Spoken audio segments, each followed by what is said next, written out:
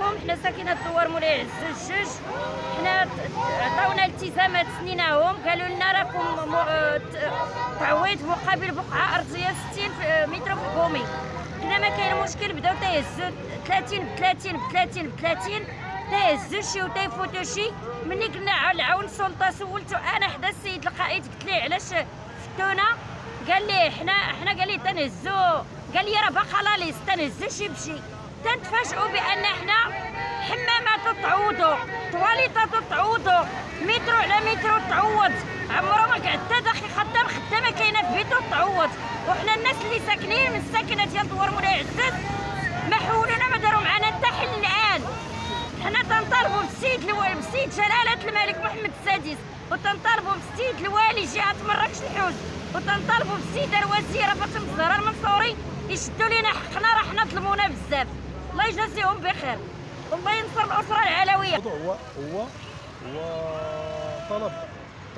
طلب تعويض بعد الساكنه اللي هما 60 اسره اللي بقات بعد ما دازت عمليه ديال الترحيل ساكنه مولاي عزوز، لان ساكنه مولاي عزوز فيها 192 اسره.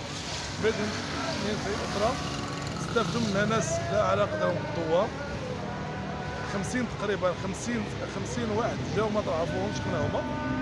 ومن بين الاشياء اللي وقفنا عليها هو انه تعوضوا في حمامات، وتعوضوا في والدة اعزكم الله، وتعوضوا في مساله لا اصل لها في الصحه. المهم باختصار هو اننا حنا بعد ما شفنا الاختلالات والسلطه المحليه قالت لهم غادي نعوض، غادي يستافدوا الناس 30 40 حتى بقاو تقريبا هاد الناس ما يزيد على 50 اسره اللي بقاو. قالوا لهم غادي ندمجوكم، غادي نديروا لكم الادماج. وهاد الناس هادو بعد ما تسمع هاد الكلمه ديال الادماج عطينا درنا اجتماع في الدوار وقلنا كيفاش اشنو هو المقصود ديال هاد الناس انه يقولوا يدمجوا اسرات، مع العلم انه هما السكان الاصليون اللي بقاو هما السكان الاصليون.